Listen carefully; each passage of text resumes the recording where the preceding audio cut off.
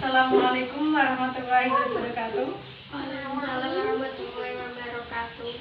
Apa kabar kalian hari ini anak-anak? Alhamdulillah baik. Kalau ibu bertanya apa kabar kalian hari ini, anak-anak jawabnya alhamdulillah, luar biasa, Allah bangga. Bisa kan? Baik, ibu akan mengulanginya lagi. Apa kabar kalian hari ini? Alhamdulillah luar biasa, Allah Akbar. Baik, untuk mengawali kegiatan pada pagi hari ini, alangkah baiknya kita berdoa terlebih dahulu ya anak-anak. Berdoa menurut agama dan kepercayaannya masing-masing, dipersilakan. Berdoa dimulai. Berdoa selesai. Sebelum itu, ibu ingin mengecek kehadiran anak-anak terlebih dahulu ya. Nanti kalau ibu panggil namanya, bilang hadir. Siti Hamsatun Hadir. Baik, ibu akan mulai pembelajaran pada pagi hari ini. Ya, semua tahu hari ini pelajaran apa anak-anak? IPS. Iya, pintar sekali. Hari ini kita akan belajar IPS dengan materi sumber daya alam ya. Sumber daya alam. Apakah kalian tahu sumber daya alam itu apa? Tidak tahu. Baik, kalau tidak tahu ibu akan memberi tahu tentang sumber daya alam. Sumber daya alam atau biasa disingkat dengan SDA adalah segala sesuatu yang muncul secara alami yang dapat digunakan untuk pemenuhan kebutuhan manusia pada umumnya. Yang tergolong di dalamnya tidak hanya komponen biotik seperti hewan, tumbuhan, dan mikroorganisme atau jasad remik, tetapi juga komponen abiotik seperti minyak bumi, gas alam, berbagai jenis logam air, dan tanah. Kebutuhan hidup manusia. Kalian tahu berapa kebutuhan hidup manusia? Tidak tahu. Baik, ibu akan menjelaskannya. Kebutuhan hidup manusia terbagi menjadi dua, yaitu kebutuhan dasar dan kebutuhan sekunder. Kebutuhan dasar bersifat mutlak diperlukan untuk hidup sehat dan aman, yang termasuk kebutuhan ini adalah sandang, pangan, papan, dan udara bersih.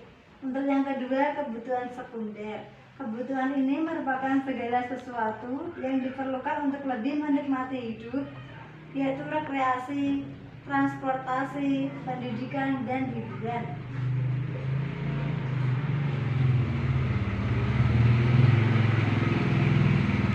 Klasifikasi sumber daya alam berdasarkan sifatnya digolongkan menjadi dua. Kalian tahu nggak klasifikasi sumber daya alam itu apa aja? Tidak tahu. Baik, ibu akan menjelaskan klasifikasi sumber daya alam berdasarkan sifatnya. Digolongkan menjadi dua, yaitu sumber daya alam yang dapat diperbarui atau hayati, dan sumber daya alam yang tidak dapat diperbarui atau non hayati. Sumber daya alam yang dapat diperbarui adalah kekayaan alam yang dapat terus ada selama penggunaan tidak dieksploitasi berlebihan. Misalnya air, tumbuhan, hewan, sinar matahari, dan angin.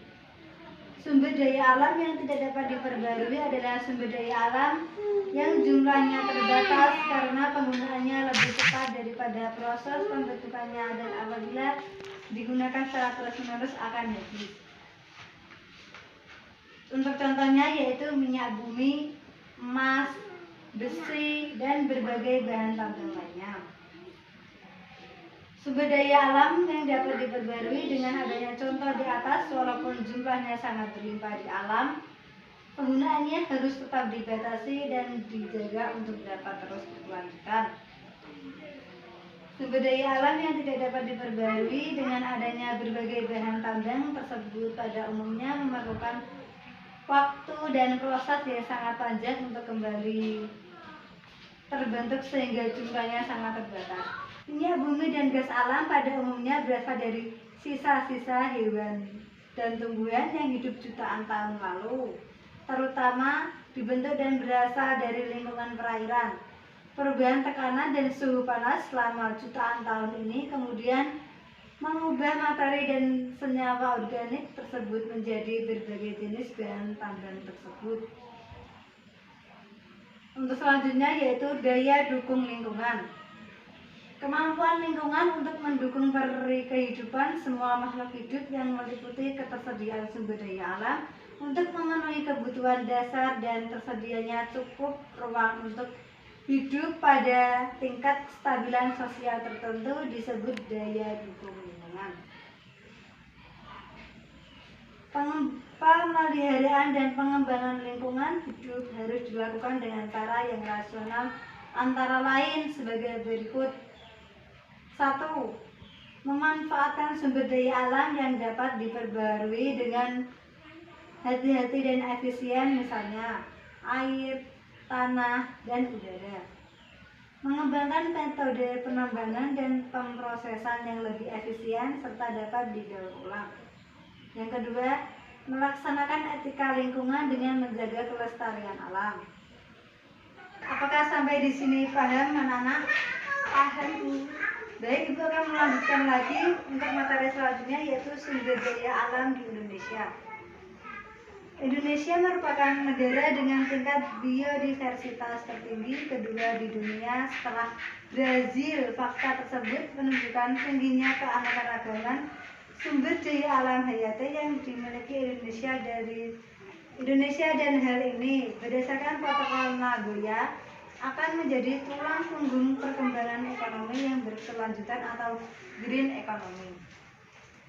Untuk yang terakhir, kekayaan alam di Indonesia yang melimpah terbentuk oleh beberapa faktor antara lain. Dilihat dari sisi ekonomi, Indonesia terletak pada daerah tropis yang memiliki curah hujan yang tinggi dan tumbuh dengan cepat. Kekayaan alam Indonesia yang melimpah terbentuk oleh beberapa faktor antara lain. 1. Dilihat dari sisi ekonominya. Indonesia terletak pada daerah tropis yang memiliki curah hujan yang tinggi sehingga banyak jenis tumbuhan yang dapat hidup dan tumbuh dengan cepat. Yang kedua, dilihat dari sisi geologinya. Indonesia terletak pada titik pergerakan lempeng tektonik sehingga banyak terbentuk pegunungan yang kaya akan mineral. Yang terakhir yaitu daerah perairan di Indonesia kaya sumber makanan bagi berbagai jenis tanaman dan hewan laut serta mengandung juga berbagai jenis sumber mineral. Apakah pembelajaran pada pagi hari ini ada yang kalian tanyakan, anak-anak? Tidak ada, Bu. Baik, berarti kalau tidak ada, Ibu anggap kalian bisa semua ya.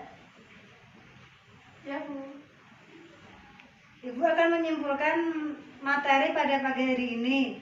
Baik, Ibu akan menyimpulkan materi pada pagi hari ini. Kesimpulannya yaitu dalam memanfaatkan sumber daya alam, manusia perlu berdasar pada prinsip ekoefisiensi. Artinya tidak merusak ekosistem, pengambilan secara efisien dalam memikirkan kelanjutan sumber daya manusia. Pembangunan yang berkelanjutan bertujuan pada terwujudnya keberadaan sumber daya alam untuk mendukung kesejahteraan manusia.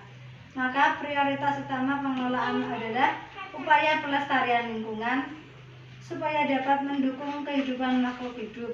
Bila sumber daya alam rusak atau musnah, kehidupan bisa terganggu. Upaya menjaga dan melestarikan sumber daya alam dapat dilakukan dengan berbagai cara, contohnya dengan cara penghijauan dan reboisasi, pembuatan sengkedan atau terasering, pengembangan DAS, pengelolaan air limbah, dan penertiban pembuangan sampah. Selain itu, kita dapat mengetahui bagaimana mengelola sumber daya alam agar menghasilkan manfaat yang sangat besar. Dari penjelasan tersebut, kita dapat mengetahui dan memahami alangkah pentingnya menjaga sumber daya alam demi kelangsungan hidup jangka panjang. Sekian materi Ibu pada pagi hari ini. Apabila ada kesalahan, Ibu mohon minta maaf. Wassalamualaikum warahmatullahi wabarakatuh. Waalaikumsalam warahmatullahi wabarakatuh.